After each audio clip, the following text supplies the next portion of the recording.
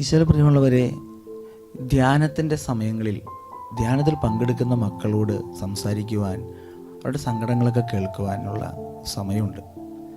അപ്പോൾ പലപ്പോഴും ഞാൻ മനസ്സിലാക്കിയൊരു കാര്യം, ജീവിതത്തിൽ ഒരുപാട് സങ്കടങ്ങൾ കൊണ്ട് നടക്കുന്നവരുണ്ട്. ഒരു ഉദാഹരണം പറഞ്ഞാൽ, ഭർത്താവ് ആകസ്മികമായി പെട്ടെന്ന് രോഗം വന്ന് മരിച്ചു. പക്ഷെ ആ മരണത്തെ ഉൾക്കൊള്ളാൻ കഴിയാതെ, അതൊരിക്കലും അംഗീകരിക്കാൻ കഴിയാതെ, ജീവിത പങ്കാളിയെ വിട്ടുകൊടുക്കാതെ, അതിനെ ഓർത്ത് എന്നാലും എനിക്കിത് സംഭവിച്ചില്ലേ, എന്നാലും ഞാൻ എൻ്റെ കുറവ് കൊണ്ടല്ലേ, അല്ലെങ്കിൽ ഞാനൊന്ന് ശ്രദ്ധിച്ചാൽ ഇങ്ങനെ സംഭവിക്കില്ലല്ലോ, അല്ലെങ്കിൽ എന്തിനാണ് ദൈവം ഇത്ര പെട്ടെന്ന് എൻ്റെ ഭർത്താവിനെ വിളിച്ചത്, ഞാൻ ഒറ്റയ്ക്കായില്ലേ, ദൈവത്തിന് കണ്ണില്ലേ, ദൈവത്തിന് മനസാക്ഷിയില്ലേ, ഇങ്ങനെ പറഞ്ഞ് സങ്കടപ്പെട്ട് ദുഃഖിച്ചിരിക്കുകയാണ്. അവർക്ക് വേറെ ഒന്നും ചിന്തയില്ല. ഈ ദുഃഖത്തെ ഓർത്ത് പ്രിയമുള്ളവരെ, ദൈവം ഈ പ്രഭാഷകന്റെ പുസ്തകം 30-ാം അധ്യായം 21-22 തിരുവചനങ്ങളിൽ ഇപ്രകാരം പറയുകയാണ്: നീ അമിതമായി ദുഃഖിക്കുകയോ നിന്നെ തന്നെ മനഃപൂർവ്വം പീഡിപ്പിക്കുകയോ അരുത്. കണ്ടോ, ചില ആളുകളുണ്ട്, കടബാധ്യത വന്നു, പ്രശ്നം വന്നു, നമുക്കിഷ്ടം പോലെ അതിനെ മറികടക്കാനുള്ള അവസരങ്ങൾ ദൈവം അപ്പുറത്ത് നൽകുന്നുണ്ട്. ചിലർ പറയും, ഇനി മരിക്കുള്ളൂ, ഞാൻ മരിച്ചാൽ മതി. 5 ലക്ഷം കടമുള്ള ഒരു ചെറുപ്പക്കാരൻ എൻ്റെ അടുത്ത് വന്ന് പറഞ്ഞു, അച്ഛാ ഞാൻ ആത്മഹത്യ ചെയ്യും.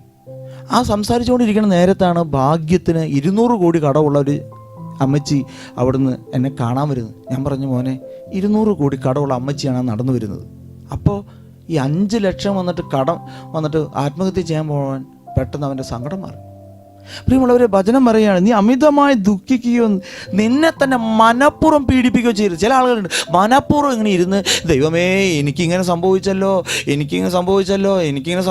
നാട്ടുകാരറിഞ്ഞ എന്ത് വിചാരിക്കും, ദൈവമേ, ഇങ്ങനെ സങ്കടപ്പെട്ട് വീണ്ടും പറയുകയാണ്, ഹൃദയ ആനന്ദം ഒരുവൻ്റെ ജീവനും സന്തോഷം അവൻ്റെ ആയുസ്സുമാണ്.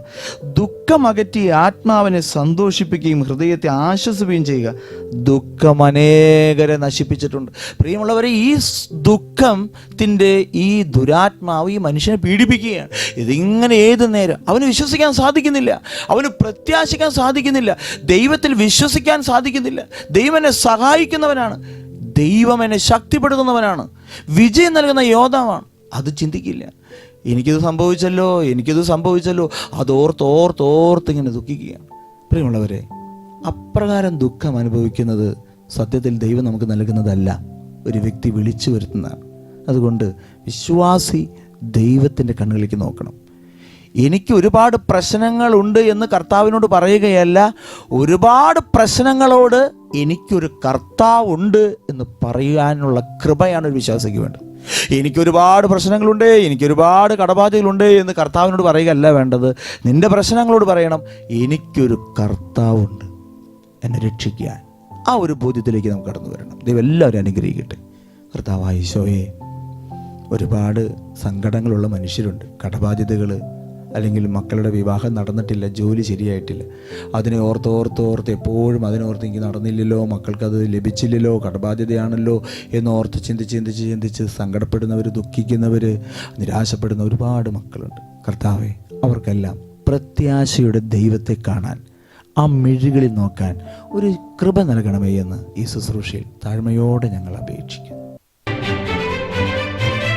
എനിക്കെന്റെ ആശ്രയം യേശുവത്രേ, സർവശക്തനാമൻ യേശുവത്രേ, ഞാനവൻ കൈകളിൽ സുരക്ഷിതനാം, യേശു മതിയായവൻ.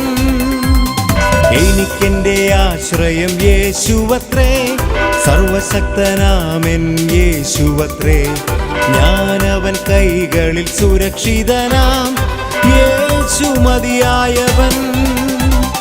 യേശു മതി, സ്നേഹം മതി, തൻ ക്രൂശു മതി എനിക്ക്. യേശു മതി, തൻ ഗീതം മതി, നിത്യജീവൻ മതി എനിക്ക്.